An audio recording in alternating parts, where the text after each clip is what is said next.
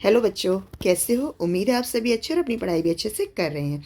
आज मैं आपको करा रही हूँ आपकी वर्कशीट नंबर 102 यानी कि 102 ए। ये आपकी हिंदी की वर्कशीट है और आपको 1 नवंबर यानी कि 1 नवंबर 2021 की वर्कशीट है। ये वर्कशीट आपकी क्लास 5 की बुक रिमझिम से ली गई है और उसका पाठ चावल की रोटियाँ से ली गई है। ठीक है, तो ये वर्कशीट शुरू करने से पहले आपको आपकी क्लास, उसका सेक्शन, आपका नाम और आपकी टीचर का नाम लिखना है। उसके बाद हम ये वर्कशीट शुरू करते हैं। आइए शुरू करते हैं ये वर्कशीट। नमस्ते प्यारे बच्चों, आशा करते हैं आप सभी स्वस्थ और खुश होंगे। बच्चों, पिछली कार्यपत्रिकाओं में हमने जाना कि पाठ चावल की रोटी में अनेक कोशिशों के बाद भी कोको को अपनी चावल की रोटियों से हाथ धोना पड़ा। आइए आइए अब हम इस पाठ में कुछ नया और रोचक सीखते हैं। हाथ धोना एक मुहावरा है जिसका अर्थ है गवा देना। इसी प्रकार हम बोलते और लिखते वक्त अनेक मुहावरों का प्रयोग करते हैं। मुहावरे वे शब्द होते हैं या वे वाक्यांश होते हैं जिनका लिखित अर्थ उनके भावार्थ से यानी कि जो बोलना चाह रहे हैं उससे अलग होता है। ठीक है, भाव मतलब जो कि उसके पीछे की हकीकत की जो अर्थ है, हकीकत की जो भावना, उससे अलग होते हैं। ठीक है, जैसे मैं कहूँ कि पेट में चूहे कूदना, तो चूहे कूदने का मतलब ये नहीं कि पेट में हकीकत में ही चूहे कूद रहे हैं। इसका मतलब होता है हमें बहुत भूख लग रही है ना। तो अब शुरू करते हैं हम ये प्रश्न नंबर 1। दिए गए वाक्यों में गलत मुहावरों का प्रयोग हुआ है। सही मुहावरे का प्रयोग करके वाक्य को दोबारा लिखिए। ठीक है, जैसे पहला दिया है, फर्स्ट जो हमारा मुहावरा है उसमें जो वाक्य है, हमेशा एक चीज़ ध्यान रखिए कि वाक्य हमेशा मुहावरे का बनाते हैं, उसके अर्थ से नहीं बनाया जाता है। भूख से कोको के पेट में बिल्ली कूद रही थी, नहीं, अभी अभी मैंने ये बोलकर बताया था। तो इसमें क्या होते, चूहे कूद रहे थे, तो आपको लिखना है भूख से कोको के पेट में चूहे कूद रहे थे। ठीक है, अगला है, मेरे गांव में एक लड़का अनपढ़ है, उसके लिए सफ़ेद अक्षर गाय बराबर है। ऐसा नहीं होता, यहाँ गाय की जगह आता है भैंस। सफ़ेद अक्षर भैंस के बराबर है या भैंस बराबर है। तो हम इस वाक्य को लिखेंगे, मेरे गांव में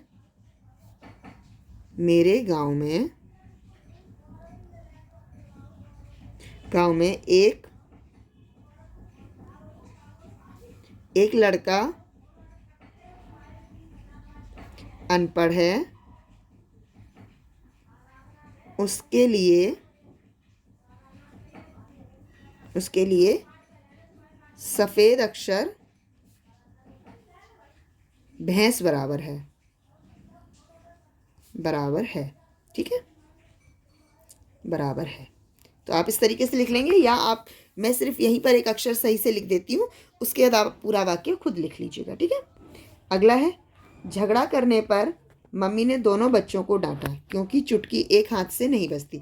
तो इस चुटकी की जगह आपको लिखनी है ताली और फिर पूरा वाक्य वैसे का वैसा लिख देना है।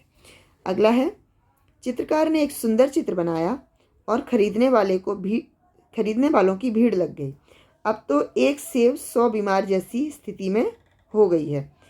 तो यहाँ पर सेब नहीं आएगा, यहाँ पर आएगा अनार। एक अनार 100 बीमार। ठीक है, बाली में स्थिति हो गई है। ठीक है, अगला, मेरे दादाजी के पास बहुत ज्ञान है, उन्होंने बाल अंधेरे में काले नहीं किए। यहाँ अंधेरे नहीं आएगा, यहाँ पर आएगा धूप में काले नहीं किए। तो इस तरीके से वाक्य किस तरीके से बनेगा, यहाँ पर आएगा भैंस,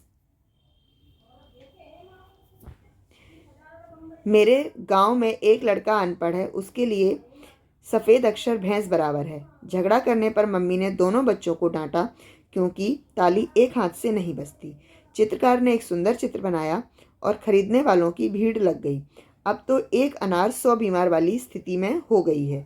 स्थिति हो गई, यहाँ पर मैं नहीं आएगा। मेरे दादाजी के पास बहुत ज्ञान है, उन्होंने बाल धूप में काले नहीं किए। धूप में काले की जगह, यहाँ पर काले की जगह भी सफ़ेद आएगा, धूप में सफ़ेद नहीं किए। ठीक है, तो अब करते हैं हम अगला प्रश्न नंबर 2।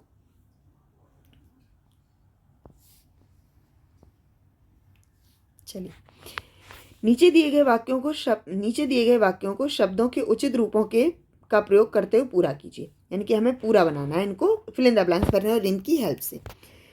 ईमानदारी का फल अच्छा ही होता है। गुड। अगला है, इस पहाड़ की डैश बहुत कठिन है। इस पहाड़ की क्या आएगा, यहाँ पर आएगा चढ़ाई। इस पहाड़ की चढ़ाई बहुत कठिन है। मेहनत करने से डैश अवश्य मिलती है। क्या मिलती है? सफलता। तो यहाँ पर लिखेंगे सफलता। यहाँ पर हमें ये भाववाचक संज्ञा बनाकर लिखनी है। चावल की रोटियां देखकर कोको की डैश का ठिकाना ना रहा। खुशी। कोको की खुशी का ठिकाना ना रहा। लीना की आवाज में बहुत डैश है। लीना की आवाज में बहुत मिठास है। ठीक है, तो पहले वाक्य में आएगा, इस पहाड़ की चढ़ाई बहुत कठिन है। मेहनत करने से सफलता अवश्य मिलती है। चावल की रोटियां देखकर कोको की खुशी का ठिकाना ना रहा। लीना की आवाज़ में बहुत मिठास है। ठीक है, और अब ये जो प्रश्न है आपका आओ बातचीत करें में, ये क्या कर रहे होंगे यहाँ पर? ये आपको अपने आप, ये इस चित्र में ये जो दिया गया है, इस चित्र में ये लोग बच्चे क्या कर रहे होंगे, और इसे आपको इस डायलॉग फॉर्म में यानी कि बातचीत के रूप में लिखना है। ठीक है, तो उम्मीद है आपके लिए वर्कशीट यूज़फुल रही होगी। अगर यूज़फुल रही है तो इसे लाइक कीजिए, शेयर कीजिए और इस चैनल को सब्सक्राइब कीजिए। धन्यवाद।